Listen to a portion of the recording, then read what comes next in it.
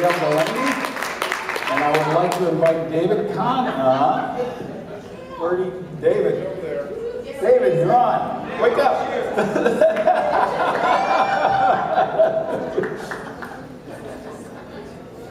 Okay, well, everybody come filing back in. We're going to start over in another 5 minutes.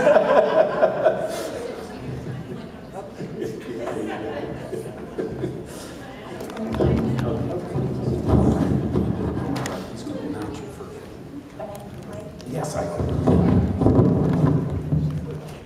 In the meantime, we want you to know that Kim helped save the day with this really ugly podium that says you can see a little tall. And so I went to the bar and got It's so high. And then we asked, Kim, where are you? Kim? Okay. We can't hear you. During the question and answer process, would you please tell us about your art right now? We have other things kind. We just found out about this. And we thank you very much for your artwork. At the question and answer, we're going to ask Kim to tell her a story about this particular hot painting. All right.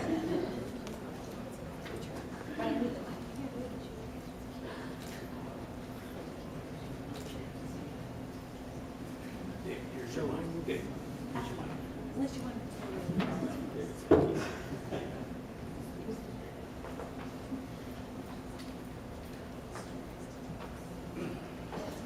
So, this is great. I'm so happy. Okay, how's this? Yeah, okay. I saw Kurt's thumb go up. That means it's A-okay. So, I am really excited. It's so great. Use more volume. Swallow the mic. Someone needs to turn off the switch. Shall I lend him my mic? It's working well. We'll just stand really close. You can put that down.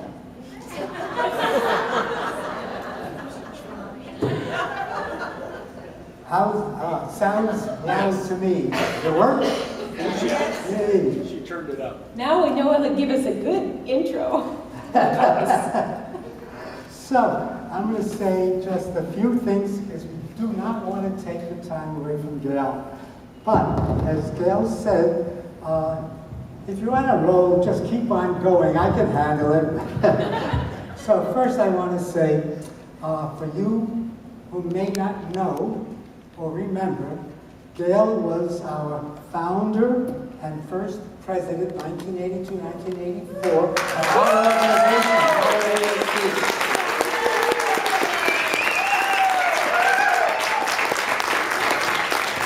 Thank you. We're here. Thank you for being here and everybody who worked all those decades to keep it happening and growing. You bet.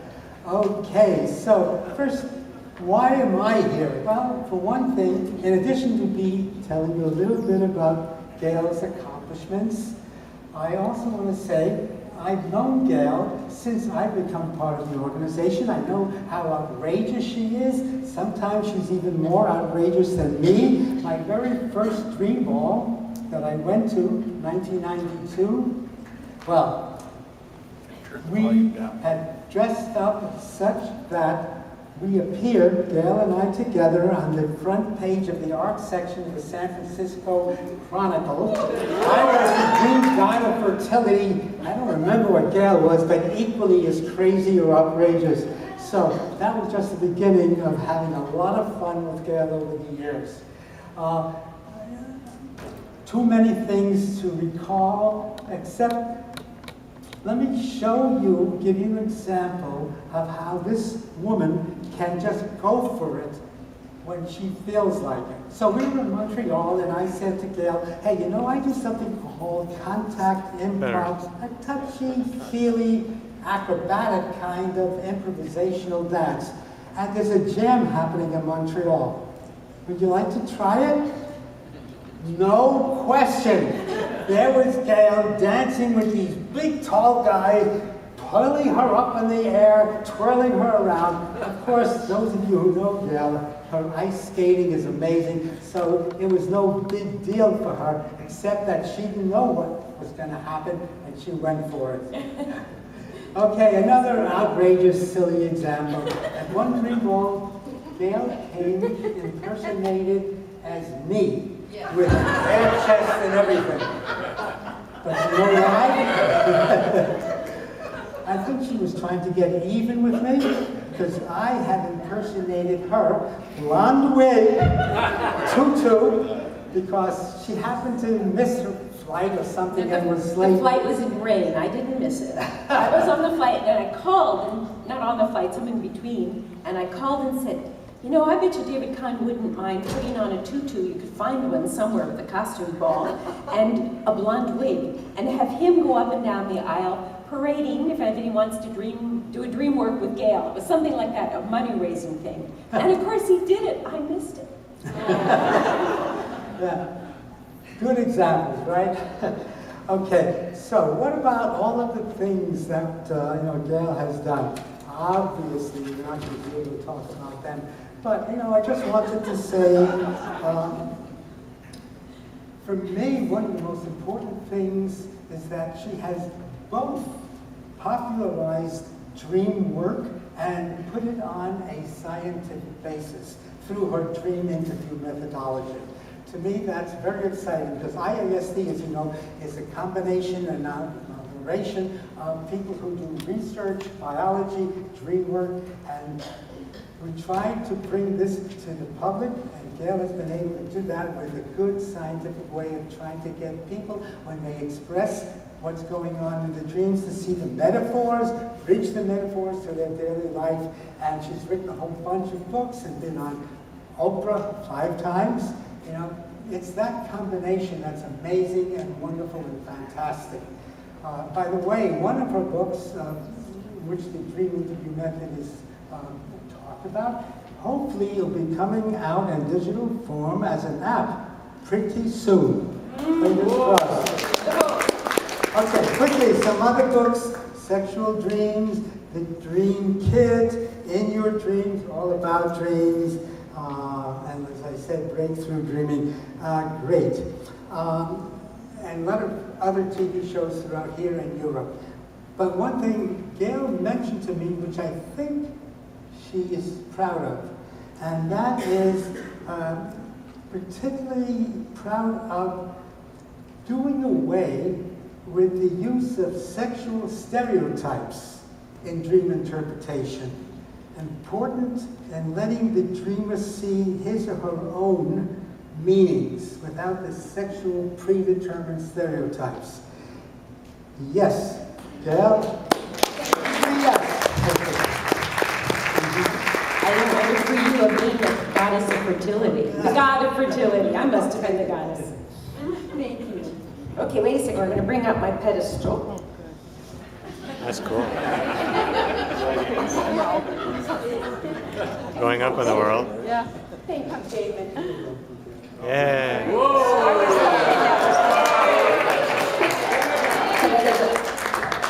That's cute. Okay, we'll bring up her talk too. I think that's what you're going to do.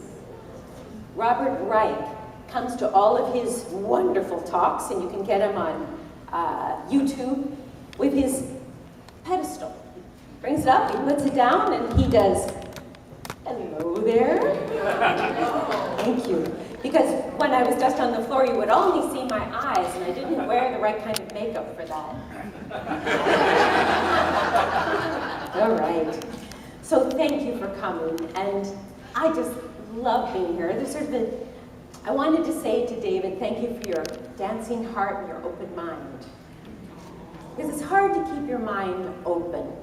A woman who teaches Berkeley at UC, the psychology class on Psychology 101, 305, and she tries to get dreams in. She says, Gayle, if you don't get to somebody by the freshman year of college, their minds are closed. They're closed largely about politics, but really about dreams. They've already decided who the guru is. Freshman year. And she's been teaching a long time. So when I meet more adult and achieved therapists and researchers, are they really willing to look beyond what they already know? A lot aren't. They just keep doing their thing. And David was willing to read my stuff. And I so appreciate it. I just thank you very, very, very much. Because when you do a lot of glitz, and I love glitz, I never go even to the gym without lipstick, and I like to dance, and I like the romance, and I've got to do them both. But some people, one man who's no longer with us anymore, who used to be on the board, said, Gayle, I just couldn't see through the glitz. Alan from Ottawa. And he said, then I got it. But hard for people to listen. So I know it's not hard for women, really. It's much harder for guys. And so I just haven't been willing. I tried to buy a Joyce Brothers suit when I started doing my TV work in 79. And I wanted to get a floppy beige thing with a suit over it in brown. And I went to the store and I couldn't even touch them.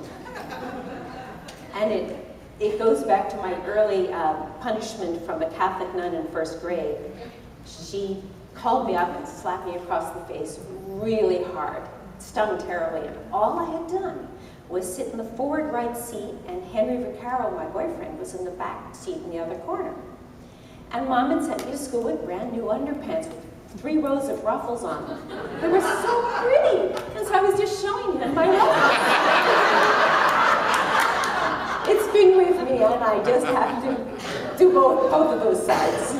Okay, so I love dreams about love and romance, and I suffer terribly how many people I know. I've been doing this for 40 years, where people don't come in to me for psychotherapy. I send them elsewhere for that.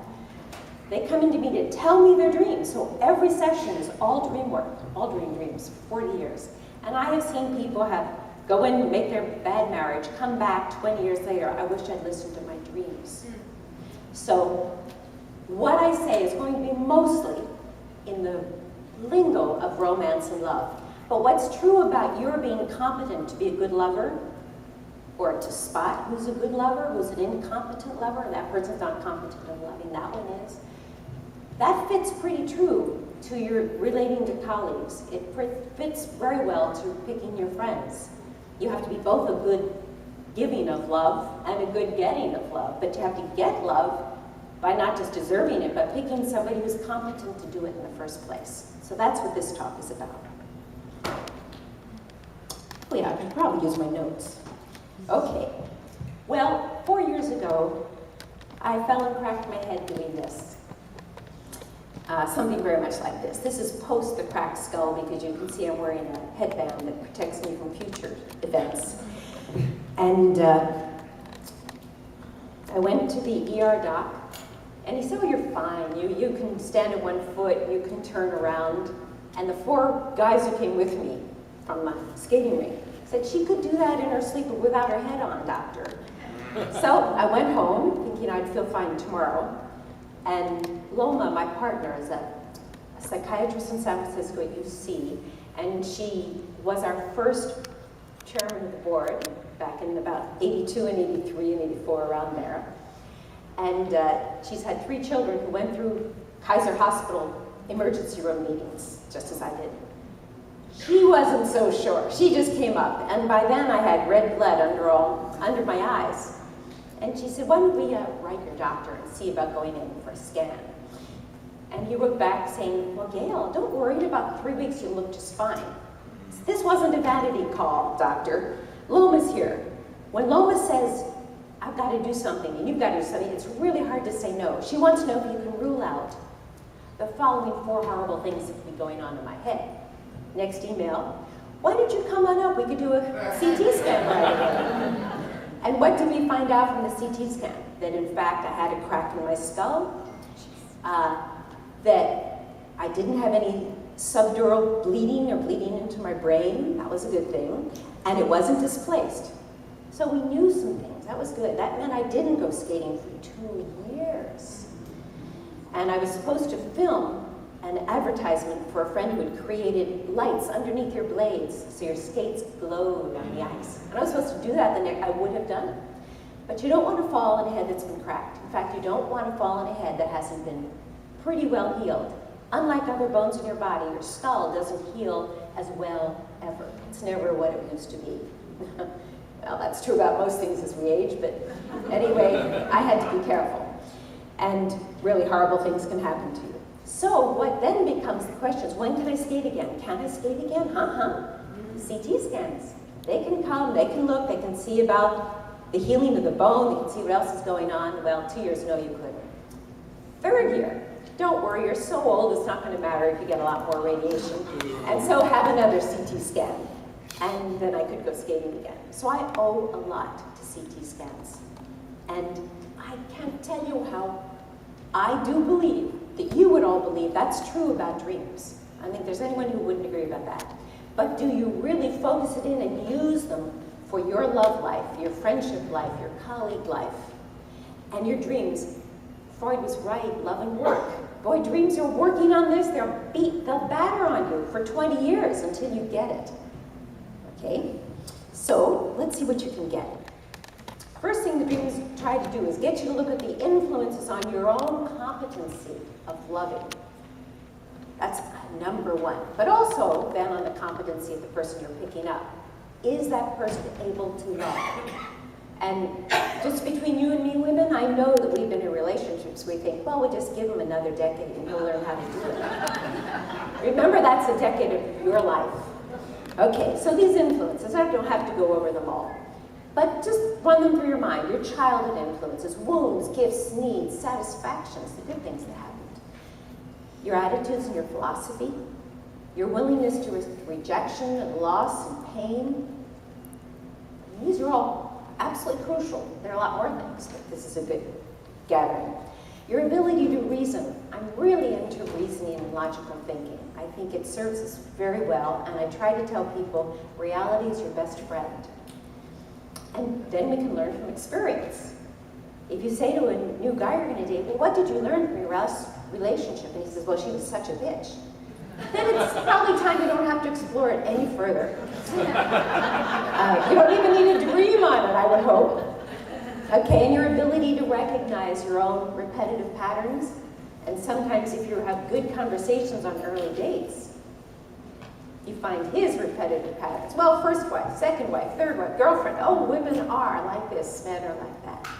And then, of course, key point is your willingness to change, and your dreams are interested in commenting on that fact, whether you are or not, and whether you're willing to make different kinds of choices. Dreams will show us where we are at a given moment if we're reenacting negative patterns. They don't seem to show you about reenacting positive patterns. They think well enough alone. I think that seems to be fine. And they do. People say, well, why do dreams focus on the negative? Because they're trying to help you get a better life. There are lots of times you will have dreams about your positive relational skills, and this is a really good woman, this is a good man. You'll have that. But somehow people remember their painful stuff, and they come in and ask me. They get their positive dreams. If you can focus on being practical, there are times for your floating discs. Why did you have the 5-minute sign up? You have a lot more time. Don't worry about it. Oh my heavens! Because we went over before I started. Is that what Yeah, happened? we started late. Okay. Well, I'll just move along a little more quickly then. Okay. Thank you. Thank you. Okay, so 5 minutes. Wow.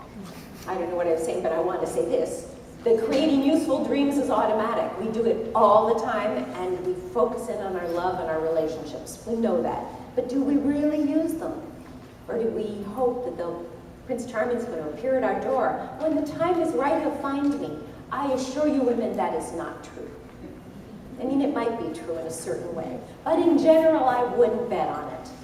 I've been doing romance coaching for 20 years because I had so many wonderful dream clients who didn't know how to date.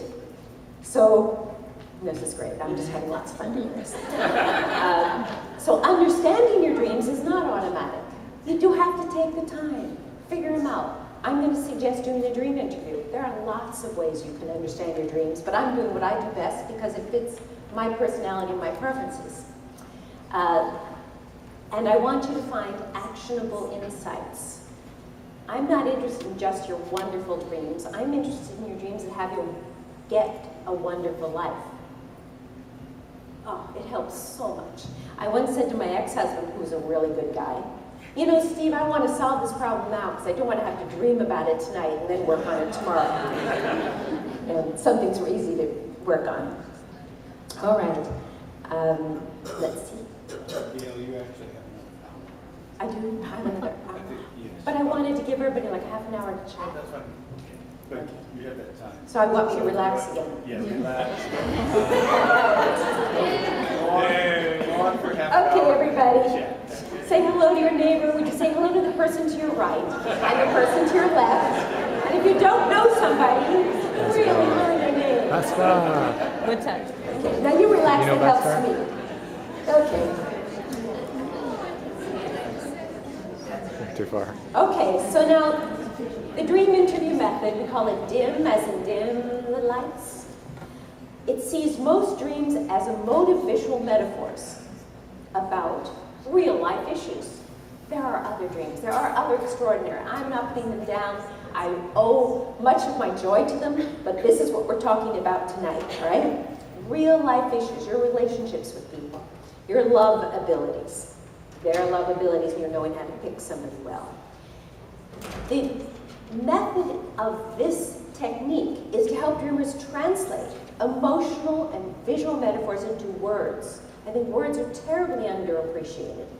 Then these words trigger a recognition and a bridging from the dream experience to waking experiences. That's the fundamental of what's going on here. There are rules. The interviewer, who can be the dreamer herself, most of the time you will be your own dream interviewer. It's easier if you have somebody else. Take the cue card, ask me these questions about the people, the objects, the feelings, the actions of my dreams. And so I have a bunch of 2-page full version of the outline version of the dream interview. If you want to have that at home or here and work with friends, here, ask me these questions about my dream.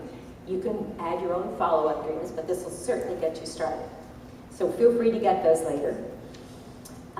So the dream interviewer herself, the therapist or the friend, asks questions rather than makes guesses, rather than making projections or interpretations. That's the rule of this game. The questions are phrased from the device, pretend I come from another planet and I know very little about life on Earth. I only want to know your idea. I don't need the facts. I've had non-doctors tell me about livers, things you would never have guessed. And when I've been in France doing workshops, I do them in French, and I'm also aware of the French doctors will correct the dreamer. No, that's not what a liver is. A liver does this, this, and this. Well, then it's gone. I mean, we've sort of lost our chance at working out that liver as a metaphor, because you go to sleep at night knowing X about anything. And then you make the dream knowing that. And if you have medicine animals in your dreams, or any old animals, don't go look up in a medicine book what it means. No. You can do that later. But first find out what you already knew when you chose that image for your dream. The cue card that you see over there is a series of carefully phrased questions.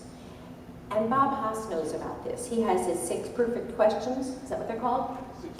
6 magic questions. And it drives him crazy when people fuss with them. We spent years trying to get these questions to pull out the right stuff. And so when you start with the dream interview method, do it verbatim.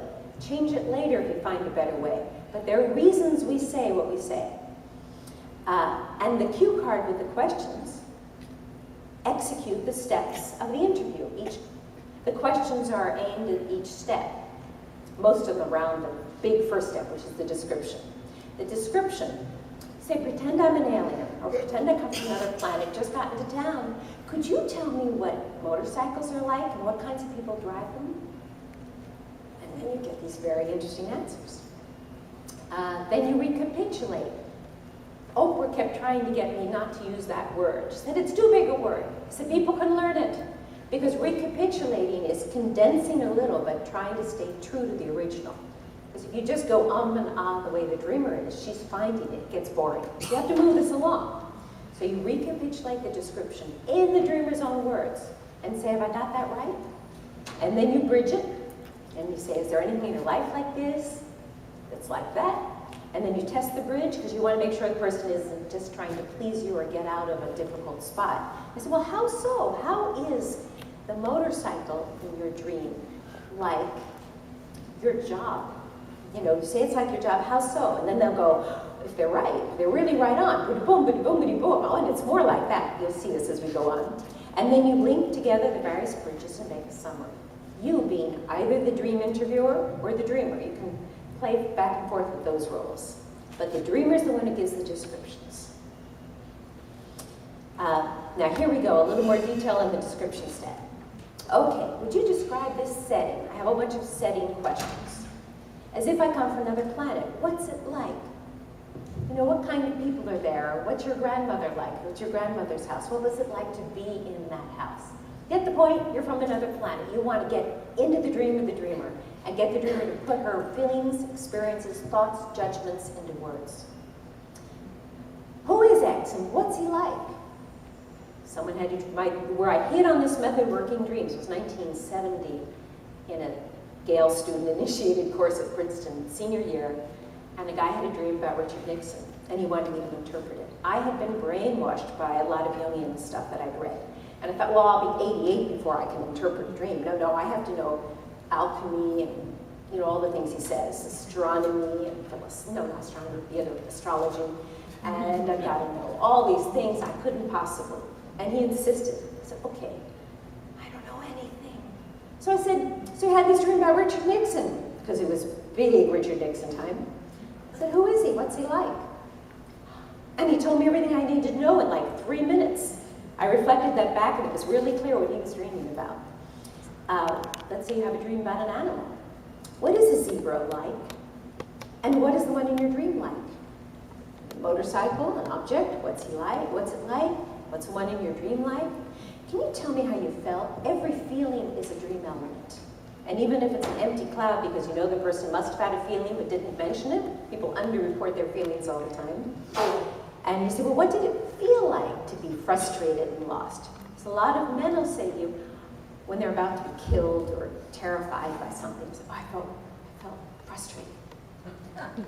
It's a very overused word. And I'll say, well, what kind of frustration was that? And if they don't have words, I'll throw out opposite words. Were you happy or sad? Or were you frightened? Were you worried about it? Were you anxious? Stay away from afraid. A lot of men have trouble admitting that until they get used to this and they don't open up.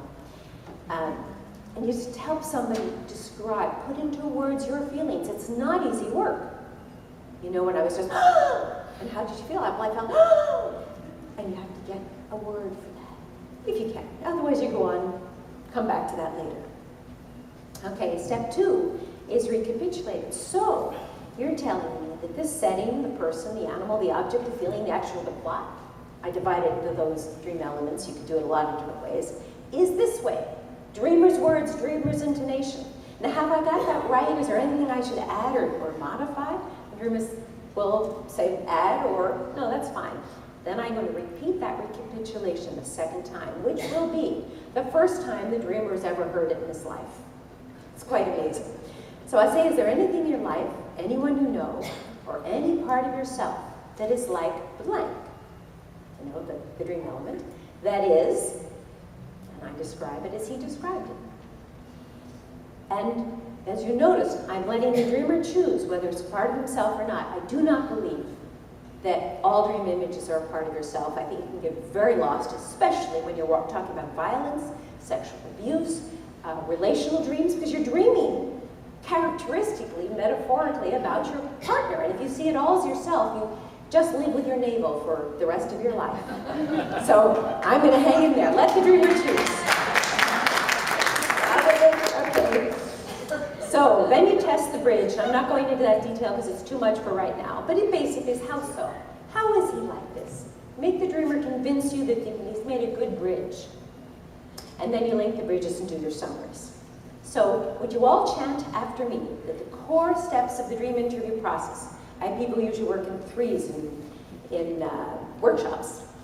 And when there's someone observing, oh, you forgot the recapitulation. So I want to help you not forget the key parts if you want to try this out. And it is description, recapitulation, bridge.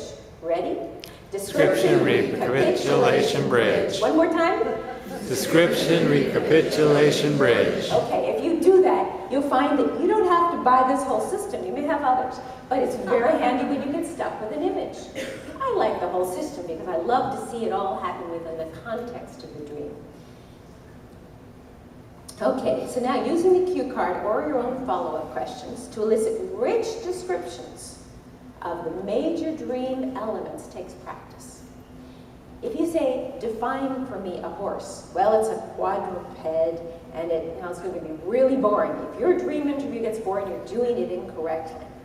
If you say, did you notice that like was underlined in red, sort of?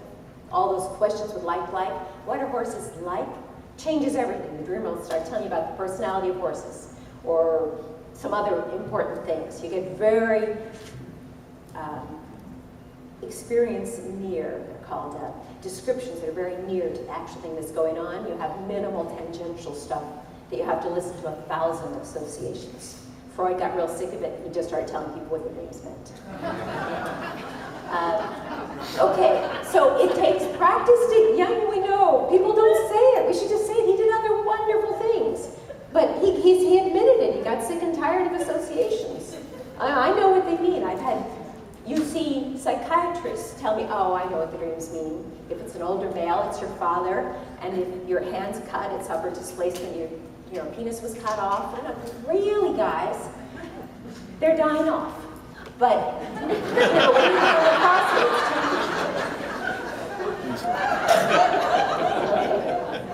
now, so a rich description, what does it include? A nice description. Usually some anecdotes and tones of voice that ring in your ear. You know that this is going to bridge to something. There's something about the way the dreamer said it. You'll hear that in these examples. And you want the judgments and the feelings. And you have to tell the dreamer not to be politically correct. I gave a workshop in Montreal right after one of the failures for Montreal to pull away from Canada. And there was a leader of the ones who wanted to pull away, the Quebecois, and the head of the country, the Prime Minister. And so I thought I'd use that guy as an example. The Prime Minister, I forget his name, who it was at that Trudeau? point. Trudeau? No, it was before. Well, maybe it's Daddy Trudeau. Yeah. Yeah, it was, thank you. So I'd say, so what if we use the example of Trudeau? Who's Trudeau and what's he like? Total silence in the room. And then one woman said, Gayle, if we say that, we will not be able to continue the workshop and we will not want to sit in the same room together. Okay, so some things are just so loaded. So I don't give current political stuff, though I'm so tempted, and I can't wait to go to the panel discussion on political dreams. I can't wait. That's going to be good. Don't miss that one. Okay. So your ability to ask good, well-timed questions and to follow the dreamer's tone, the feeling, the dream action, while you hide any interpretations that come to your mind. That's what you do in this system. If you want to do it in yours and lay them all over the dreamer, go right ahead. I don't think it's a good idea. I think it distracts the dreamer. You will be rewarded. Give it a try first before you add your own stuff. And you'll be surprised that whether you're working alone or with an external interviewer, you get easy bridges. Things pop to mind when you have a rich description. Now, this is the one around question. Resist the urge to look wise. When you're sitting there doing your therapeutic nod,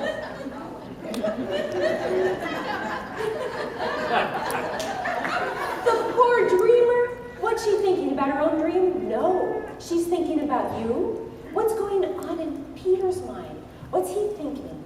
What's he saying to me? He knows what it's about. Oh dear, she's immediately distracted. Plus, you probably don't know what's going on, and you shouldn't know. You shouldn't even try to know what's going on until the dream happens. There will be times where it's true. You have to poker face it.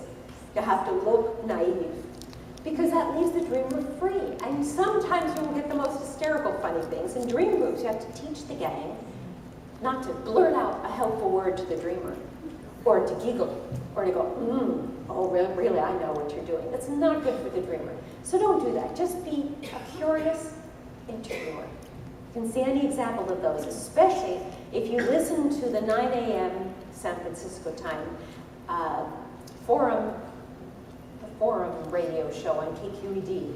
One of the best interviewers in the world. He's always curious, he's at ease, and he doesn't do a one-upsmanship. And we do that when we're just taught to do it, don't we? Cultivate alert curiosity. Alan Alda just did an interview with that guy I just said, who runs the radio show, Michael Krasny.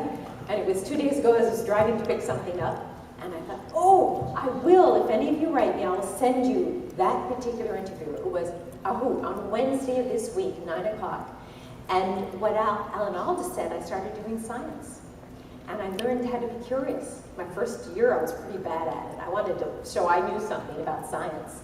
But the point is, when I was just curious, when I learned the joy, and that is the key point of learning anything, is to be curious, not because you're going to have an exam on it, that's when you get really good material. Okay, so now I'm going to give you just a little chance to help me out here. Can you tell me what cats are like? Pretend I come from another planet. I'd like, 2 or 3, 4 adjectives on what cats are like, personality of cats, or what you think about them. Who's the first person going to tell me really out loud what cats are like? Aloof. Okay, they're aloof. Independent. Okay, wait, I want 4. Give me 4 adjectives. Snuggly.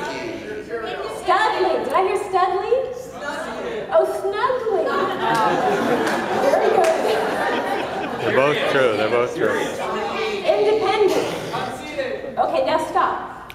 I didn't set this up right. I want one person to stand up and tell me 3 or 4 of how she sees cats, and don't be politically correct. All right? You can step on toes when you say what you think about cats. So would one person stand up and tell me 3 adjectives about what cats are like? Come on, I know you all have a feeling. So I would say independent, cuddly, and sly. Okay, now who has a different first 3 things they'd say about a cat? You, madame. Finicky, manipulative, and smart. Finicky, manipulative, and smart. Now who has yet a different idea of what cats like? Madame. Black and white? Graceful, beautiful, intelligent. Thank you. Okay, so need I say any more about something as simple as a cat in a dream, a horse, a tiger, a motorcycle, oatmeal? Loma and I always ask people what oatmeal's like. It's different for different people. And if you don't stop to ask there, if you ask her what does it mean to you, which is what we want to know. If you ask a dreamer what does it mean to you, she'll give you some interpretation she picked up